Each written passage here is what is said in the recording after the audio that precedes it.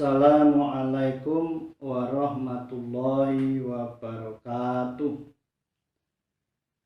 Alhamdulillahirabbil alamin wa bihi nasta'inu ala umuri dunya waddin. Wassalatu wassalamu ala asyrafil anbiya'i wal mursalin wa ala alihi wa ashabihi ajma'in, amma ba'd. Saudaraku, para pendengar penyejuk hati yang dirahmati Allah, alhamdulillah wa syukurlah, pada kesempatan kali ini saya akan menyampaikan materi tentang rumah yang diberkahi Allah. Dalam Al-Quran surat Al-Mu'minun ayat 29, Allah subhanahu wa ta'ala berfirman, A'udzu billahi minasyaitonir rajim. Bismillahirrahmanirrahim. Wa qur rabbi anzilni munzalan mubarakan wa anta khairul munzilin. Yang artinya, dan berdoalah wahai Tuhanku, tempatkanlah aku pada tempat yang Engkau berkahi, dan Engkau adalah sebaik-baik pemberi tempat tinggal. Saudaraku, para pendengar penyejuk hati yang dirahmati Allah, salah satu dari kebutuhan dasar hidup kita sebagai manusia adalah, di samping kebutuhan makan dan sandang, juga adalah kebutuhan tempat tinggal atau rumah. Rumah ini menjadi salah satu kebutuhan dasar hidup kita yang pokok. Oleh karena itu, kita hendaknya memohon kepada Allah agar diberi rumah atau tempat tinggal yang diberkahi. Rumah yang diberkahi itu rumah yang bagaimana? Rumah yang diberkahi Allah itu adalah rumah atau tempat tinggal yang penuh dengan kenikmatan dan kebahagiaan, karena mendapatkan rahmah dan hidayah dari Allah Subhanahu wa ta'ala. Rumah yang juga bisa memberikan fungsinya, yaitu sebagai surga, atau sering kita sebut dengan istilah baiti jannati, rumahku adalah surgaku. Nah, oleh karena itu, di tengah pandemi corona COVID-19 ini, di saat kita dianjurkan oleh pemerintah dan juga para ulama kita supaya bekerja di rumah, beraktivitas di rumah, termasuk belajar di rumah, dan bahkan beribadah pun di rumah, maka mari kita manfaatkan kondisi yang ada ini untuk lebih mendekatkan diri kepada Allah Subhanahu wa ta'ala, mengisi rumah kita ini dengan beribadah. Antara lain, yang pertama, kita isi rumah kita hiasi rumah kita ini dengan sholat. Rumah atau tempat tinggal yang diisi dengan ibadah seperti sholat ini, insya Allah akan mendatangkan rahmah Allah, akan menenteramkan kepada seluruh penghuni rumah itu. Sebab sholat itu salah satu ibadah yang bisa menyejukkan hati kita, yang bisa menenangkan pikiran kita.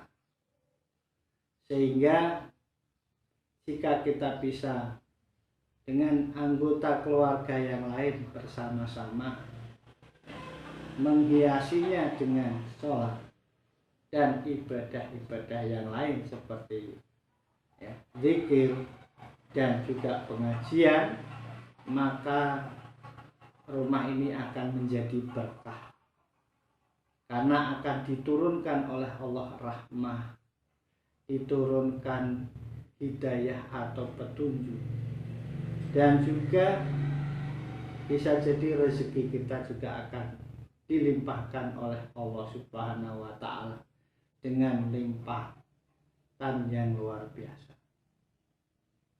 Nah, ini oleh karena itu rumah kita jadikan tempat ibadah.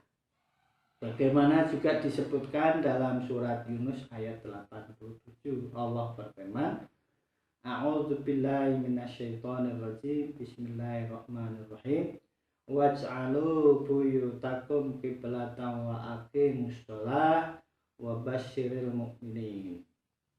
Dan jadikanlah olehmu rumah-rumah itu tempat sholat, dan dirikanlah olehmu sholat, serta gembirakanlah orang-orang yang beriman. Saudaraku, para pendengar penyejuk hati yang dirahmati Allah, yang kedua, kita isi dengan banyak membaca Al-Quran atau tadarus Al-Quran, sebagaimana yang dianjurkan oleh Rasulullah SAW. Nawwiru buyutakum bi qiraatil Qur'an wassalah. Sinarilah rumah-rumahmu dengan membaca Al-Quran dan juga sholat. Nah, kita tahu bahwa Al-Quran ini merupakan salah satu media dzikir yang paling bagus. Karena dengan membaca ayat-ayat Al-Quran berarti kita ini berada dalam genggaman Allah, sehingga mendapatkan ketenangan yang luar biasa. Al-Quran bahkan bisa menjadi obat bagi kegelisahan hidup kita.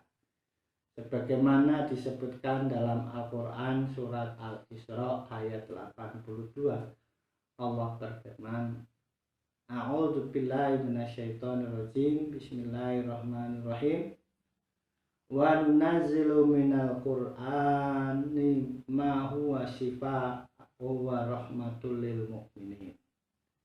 Dan kami turunkan dari Al-Quran suatu yang menjadi penawar, menjadi obat dan rahmah bagi orang-orang yang beriman.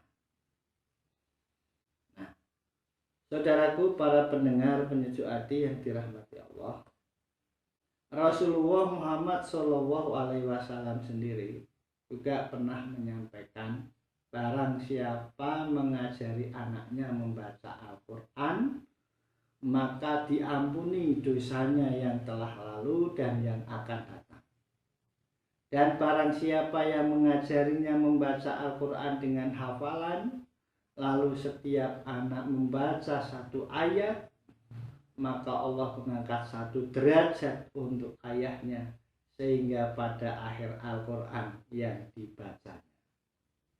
Inilah pentingnya kita banyak membaca Al-Quran, apalagi selama kita berada di dalam rumah seperti ini, gunakan sebaik-baiknya, seluas-luasnya untuk membaca Al-Quran. Dan yang ketiga, mari kita juga berisi dengan banyak berzikir kepada Allah Subhanahu wa Ta'ala. Berzikir juga bersyukur harus menjadi bagian dalam pendekatan ibadah kita kepada Allah Subhanahu wa Ta'ala. Jika diwujudkan dalam kegiatan di rumah tangga kita, di dalam keluarga kita, maka akan terbentuk keluarga yang sakinah, mawaddah, warahmah. Keluarga yang diliputi rasa tenang, tenteram, nyaman, aman, dan diliputi dengan cinta, kasih, dan sayang. Rumah tangga ini akan mendapatkan cahaya ilahi di dalam hati penghuninya. Maka dari itu, kita jangan sampai lupa, jangan di rumah terus diisi hanya dengan tidur, makan, dan lain sebagainya. Banyak-banyaklah kita isi dengan berzikir kepada Allah Subhanahu wa Ta'ala. Bagaimana disebutkan dalam surat Al-Baqarah ayat 152. A'udzubillahi minasyaitonirrajim. Bismillahirrahmanirrahim. Fadhkuruni adzkurkum washkuruli wala takfurun.